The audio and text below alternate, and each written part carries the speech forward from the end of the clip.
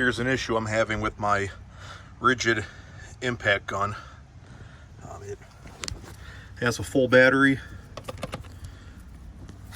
However, you squeeze the trigger, nothing happens. It works intermittently. I can tap it. Still doesn't work.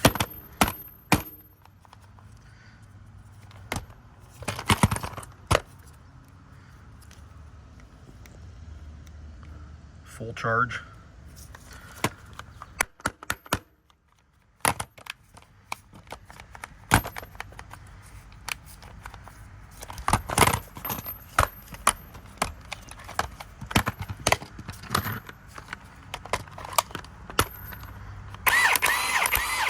Now it works again.